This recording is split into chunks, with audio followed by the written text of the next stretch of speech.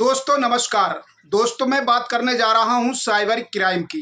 दोस्तों आखिर cyber crime क्या होता है? दोस्तों साइबर क्राइम वो होता है जो आपकी गलती से किसी को ओटीपी बता देने के कारण आपके बैंक अकाउंट को खाली कर दिया जाता है। और दोस्तों उसको साइबर क्राइम बोलते हैं। नेटवर्क जो ट्रांजैक्शन होता है, कंप्यूटराइज ट्रांजैक्शन होता है, उसके द्वारा आपके साथ में जो फ्रॉड होता है उसको साइबर क्राइम के नाम से जाना जाता है। दोस्तों आखिर साइबर क्राइम की घटना को कैसे हम सॉल्व करें? दोस्तों अगर आपके साथ किसी के भी साथ अगर साइबर क्राइम हुआ है तो सबसे पहले जिस बैंक में आपका अकाउंट खाता है उसमें सबसे पहले उसके कस्टमर केयर नंबर पर अपनी कंप्लेंट दर्ज कराएं। उसके बाद में भारत सरकार का एक पोर्टल है, राष्ट्रीय साइबर क्राइम पोर्टल। उस पर भी आपको 24 घंटे के अंदर आपको अपनी कंप्लेंट दर्ज करानी चाहिए। उसके बाद फिर एक कड़ी के साथ आपको देखना है कि एक अच्छा एडवोकेट करना है और एडवोकेट के द्वारा एक अच्छा प्रार्थना पत्र एसएसपी, अपने जनपद के एसएसपी, डीएसपी या डीएम के नाम पर आपको लिखवाना है।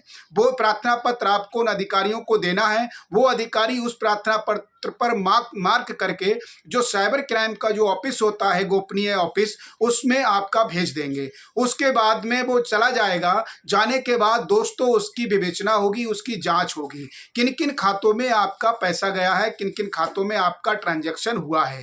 दोस्तों उसमें 10 दिन भी लग सकते हैं, 15 दिन भी लग सकते हैं, 1 महीना भी लग सकता है, 2 महीने भी लग सकते हैं, 6 महीने, 1 साल भी लग सकती है। लेकिन आपको हिम्मत नहीं हारनी है, उस ऑफिस के चक्कर आपको लगाते रहना है अगर आपको अपना पैसा वापस कराना है तब। क्योंकि दोस्तों उसमें बहुत सारा टाइम लगता है। अगर आपका 5 महीने में, 4 महीने में, 1 साल में आपकी वो फाइल सारी कंप्लीट हो गई, सारे जो फ्रॉड करने वाले लोग थे उनके सारे डॉक्यूमेंट आ गए, उनका आधार आ गया, उनका मोबाइल नंबर आ गया, उनका बैंक अकाउंट आ गया, उसके बाद में जब पूरी फाइल कंप्लीट हो जाया करती है तब वहाँ का जो कप्तान है, एसएसपी, जो भी डीएसपी होते हैं जिसको आपने फाइल दी है, वो मार्क करेंगे, आपके संबंधित थाने भेजेंगे। जिस क्षेत्र में आपका थाना होगा उस थाने में भेजेंगे। आपको उस फाइल के पीछे पीछे जाना है। उस फाइल पर थाने पर जाकर आपको एफआईआर दर्ज करानी है उनके खिलाफ जिन्होंने आपके साथ में फ्रॉड किया है। उस एफआईआर, जब तक एफआईआर दर्ज ना हो तब तक आप थाने के चक्कर को लगाते रहिए। क्योंकि हो सकता है 4 दिन लग जाए, 5 दिन लग जाए, 10 दिन लग जाए, 1 महीना लग जाए, आपको वहां भी मेहनत करनी पड़ेगी, तब कहीं जाकर एफआईआर दर्ज होगी। जब एफआईआर दर्ज हो जाएगी उसके बाद में उस मुकदमे की विवेचना जो है 3 स्टार इंस्पेक्टर करते हैं उनको दी जाएगी। और देने के बाद में फिर उसमें विवेचना होगी। अब इंस्पेक्टर के विवेक पर, उसकी मेहनत पर निर्भर करता है वो उस केस को 1 महीने में सॉर्ट आउट करे, 2 महीने में सॉर्ट आउट करे, 1 साल में सॉर्ट आउट करे, 2 साल में सॉर्ट आउट करे।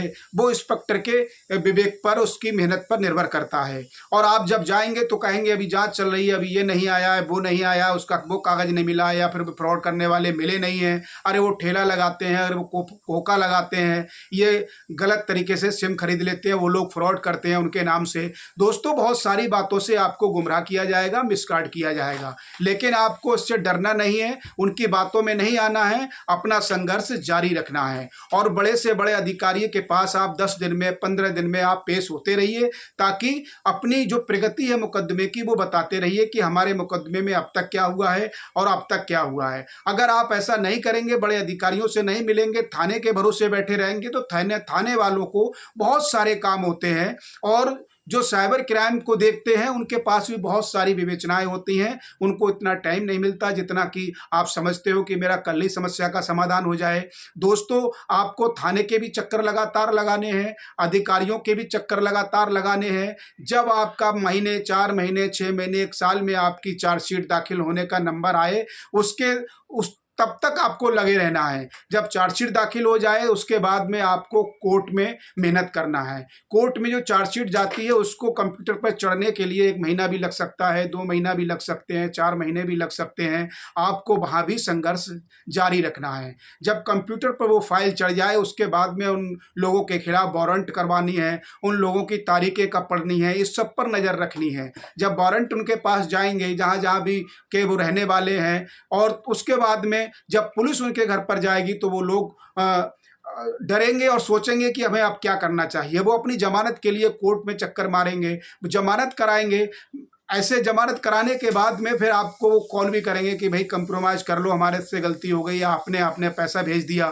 दोस्तों आपको कुछ नहीं करना है, लगातार उनके उनके केस पर लगे रहना है। उनके जब तक एनबीडब्ल्यू उनको जेल ना पहुंचा दे तब तक आपको संघर्ष करना है, और संघर्ष करते करते आपको उनसे बात भी करते रहना है, क्योंकि तमाम वकील होते हैं, बहुत सारे रास्ते बता देते हैं उनको, वो भी समझ जाते हैं कि अब हमारा कुछ नहीं जाएगा, इसमें साल भी लग सकती है, 10 साल भी, 20 साल भी लग सकते हैं। आपको अपना पैसा निकालना है तो आपको अपनी बुद्धि और विवेक से काम लेना है, वकीलों की बातों में भी नहीं आना है और अपना संघर्ष जारी रखना है। मेरे साथ में एक ऐसा हुआ, एक वाकया हुआ, सन 2022 की बात है, 14 जनवरी, और उसके बाद में मेरे पास कोई भी मैसेज नहीं आया बैंक का। मैं बैंक में गया तो मैंने कहा मेरे ट्रांजैक्शन का मैसेज नहीं आता है, तो बैंक के मैनेजर ने कहा कि एक अलर्ट मैसेज का वो है प्रावधान, आप अगर उस प्लान को ले लेते हैं तो आप 17 रुपये महीने के हिसाब से उसमें पे कर सकते हैं। आपका जो भी ट्रांजैक्शन होगा लेन देन का, उसका मैसेज आपके पास आता जाता रहेगा।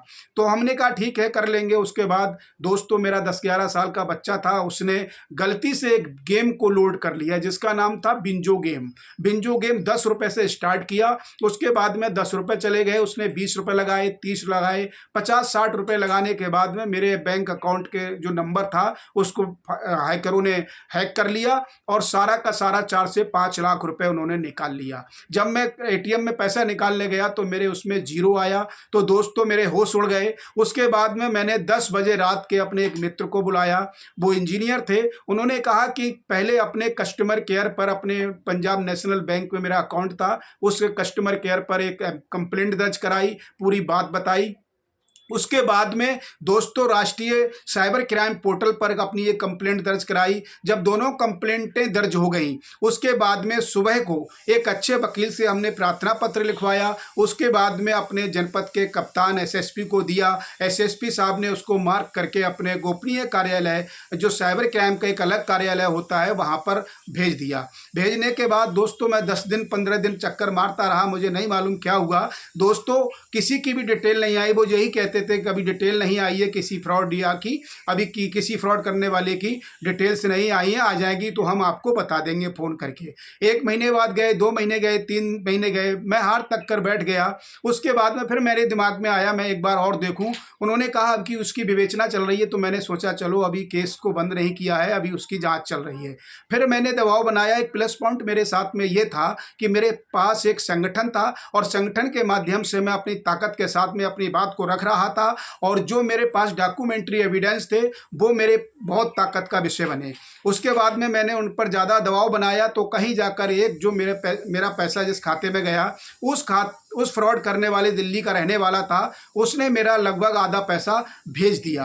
भेजने के बाद मुझे लगा कि अब आधा रह गया है, ये भी मैं अगर संघर्ष करूंगा तो मिल जाएगा। उसके बाद मैं लगातार ये संघर्ष करता रहा। 6 महीने के बाद एसएसपी साहब ने मुकदमा लिखने के लिए आदेश किए थाने के, लेकिन फिर भी वहाँ 10-5 दिन लग गए, वहाँ भी मुकदमा नहीं लिखा गया आदेश होने के बाद। फिर भी मैं भागता रहा। फिर मुकदमा कप्तान साहब से मिला।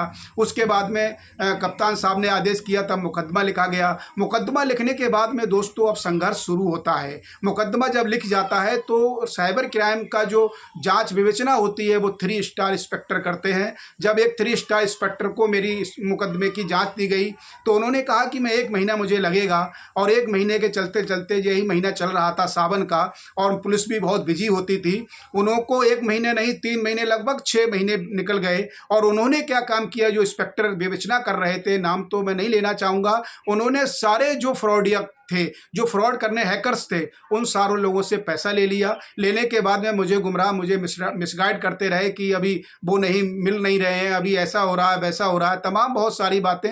और मैं लगातार कंटिन्यू बड़े बड़े अधिकारियों से मिलता जा रहा था।